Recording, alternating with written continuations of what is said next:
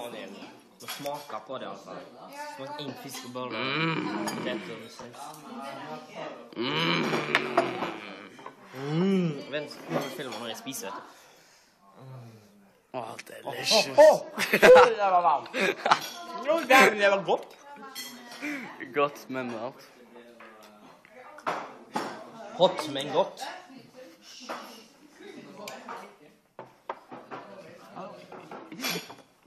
Det var godt. Er du klar? Jeg skal ikke smake bare en fiskebolle. Ja, må jeg si Nei. Jo da, bare ta den. Tatt litt poteter, og så litt og sånn. Det var godt. Du vil ha magen. Nei, jeg filmer. Var det godt? Den var god. Mye god smak på søtene. Ja. Jeg har bare hatt det så stort opptil. Ikke sånn... Nei, du har begrenset deg i dag.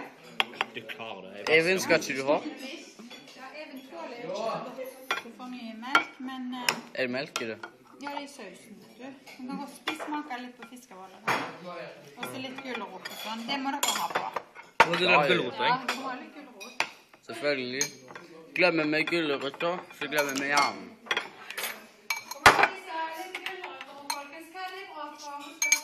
Shit!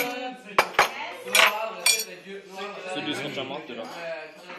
Nå kan du med del av resten, da. Varmt, så ikke ser jeg. Skal vi dele resten, da? Jeg har jo hengt meg allerede, da. På YouTube. Serviceord her. Vi deler resten siden Even ikke vil ha. Even, ja. Må dere spise poteter med skrelle på? Ja. ja, det er det som er vitamin i poteter. Om dere er helt sikre... Det smaker ingenting. Det smaker ikke forskjell, det er bedre næring i skallet. Det er det som skal næringen i poteter og smake. Ja, Har du vært inne og lest om matsider? Hvis du vil bli mann, så må du ete med skrell på. Pappa gjør det. Han bare tar en potet ut av kjøleskapet, og så tar han litt krydder på den, så putter han den i kjeften. Det er godt, det er godt.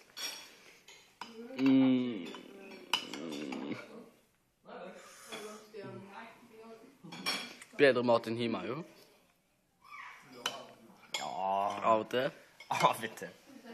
Uten at når mor de lager pannekaker, da. Ja, og når pappa lager pizza.